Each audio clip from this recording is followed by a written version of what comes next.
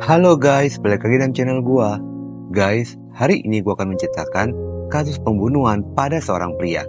Dan mirisnya, otak pembunuhan ini merupakan calon istri dari korban itu sendiri. Wanita ini menyusun semua rencana hingga pembunuhan pun terjadi. Bagaimana kronologi dari kasus ini? Yuk kita simak videonya.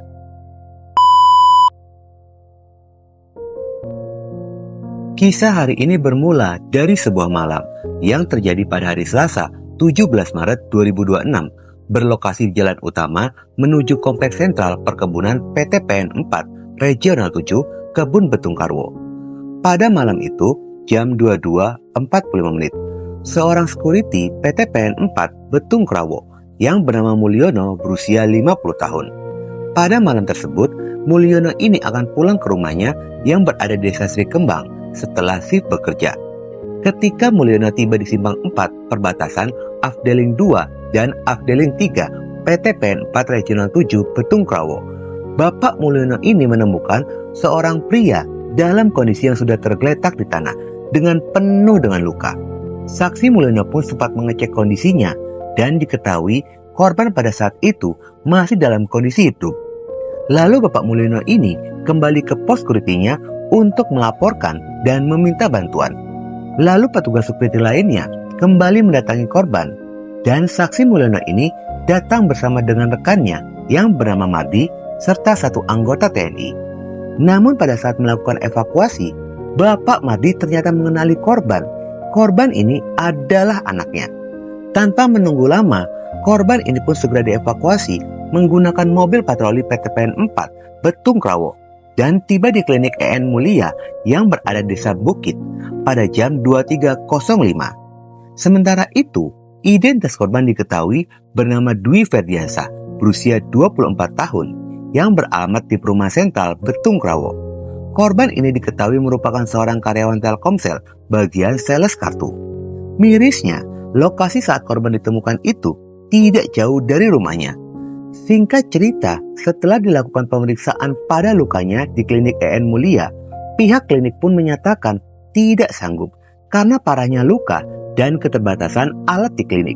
Sehingga pihak klinik pun meminta untuk segera membawa korban menuju ke rumah sakit.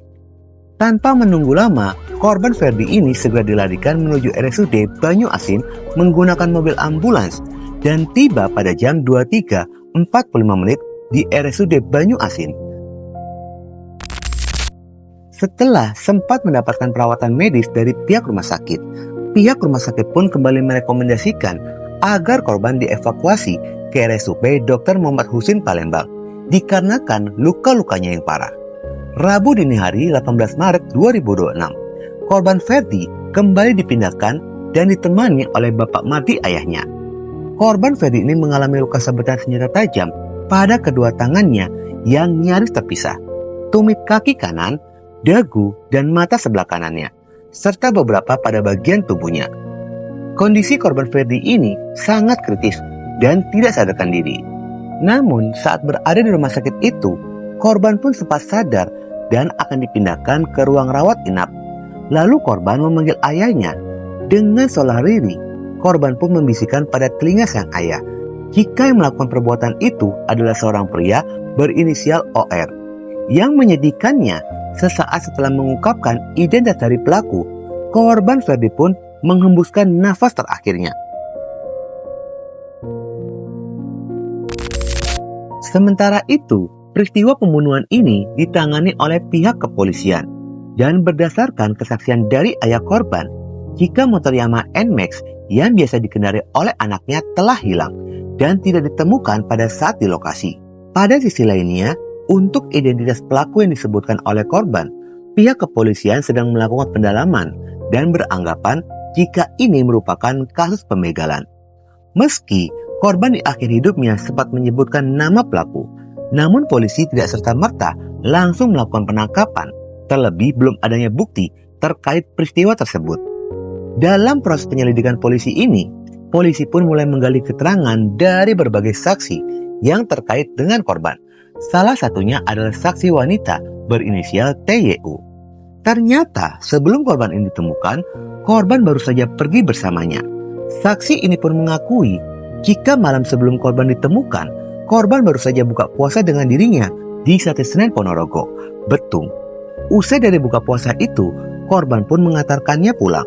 Setelah pulang dari rumahnya, peristiwa mengerikan itu pun terjadi kepada korban. Sementara itu, hubungan antara korban dan saksi merupakan calon pengantin. Kedua orang tuanya telah bertemu dan setuju jika korban dan saksi ini akan dijodohkan dan dinikahkan. Namun takdir berkata lain, korban pun kehilangan nyawa. Pihak kepolisian sedang mendalami apa kaitannya pria berinisial OR ini dengan korban. Sementara itu, motif pembunuhan sementara masih pembegalan. Proses penyelidikan pihak kepolisian berjalan selama 3 bulan. Hingga akhirnya polisi menemukan fakta jika kasus kematian korban Ferdi bukanlah kasus pembegalan, melainkan murni pembunuhan. Terungkapnya kasus ini ketika pihak kepolisian mendapatkan bukti jika pria berinisial OR itu merupakan kekasih dari saksi berinisial YTU.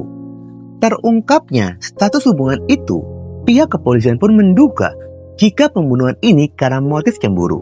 Sehingga polisi menyebut pelaku OR di rumahnya guna dilakukan pemeriksaan. Setelah menjalani pemeriksaan secara intensif, yang awalnya pihak kepolisian pun menyangka jika kasus ini pelaku pembunuhannya hanya tunggal. Ternyata dugaan itu salah setelah pelaku OR ini mengakui jika dirinya hanyalah seorang eksekutor pembunuhan dan otak pembunuhan adalah saksi YTU kekasih pelaku dan calon istri dari korban.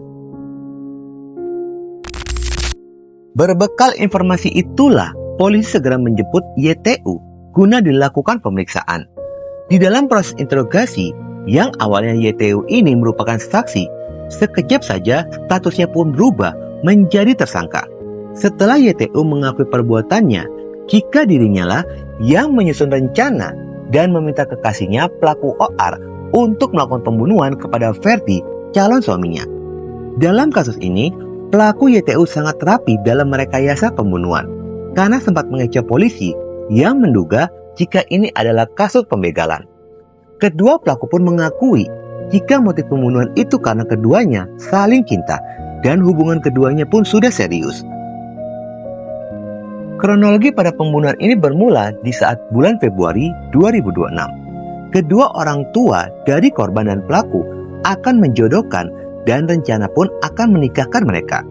Namun rencana pernikahan itu ditolak oleh pelaku YTU. Meski pada saat itu, kedua orang tua dari pelaku YTU ini mengetahui jika anaknya sedang menjalin hubungan dengan seorang pria, yaitu pelaku OR. Namun orang tuanya tidak peduli dan tetap ingin menikahkan anaknya dengan korban. Rasa cinta dan tidak ingin dipisahkan, tetapi YTU ini tidak sanggup menentang keinginan dari keluarganya. Sehingga pelaku YTU mulai merencanakan pembunuhan demi bisa menggagalkan pernikahannya dengan korban. Rencana pembunuhan itu pun disetujui oleh pelaku OR dan meminta pada OR ini untuk melakukan eksekutor pembunuhan kepada korban, dan pelaku OR pun menyanggupinya. Setelahnya pelaku YTU memancing korban untuk bertemu dengan mengajaknya berbuka puasa. Setelah acara buka puasa itu, keduanya pun sempat jalan-jalan berkeliling, yang ternyata itu sesuai dengan rencana dari pelaku YTU yang menunggu waktu lebih malam. Setelahnya, pelaku ini meminta korban untuk mengantarkannya pulang. Setelah mengantarkan korban pulang, pelaku YTU segera menghubungi pelaku OR dan memberitahukan jika korban ini sedang dalam perjalanan pulang dari rumahnya, serta memberitahukan rute perjalanan dari korban, sehingga pelaku pun menunggu korban ini datang.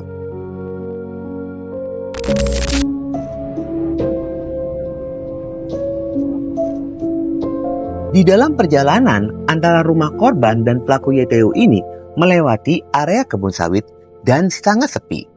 Ketika sorotan lampu motor korban mendekat, lalu pelaku OR pun menghentikan laju motornya dan langsung menyerang korban secara membabi buta menggunakan sajam parang.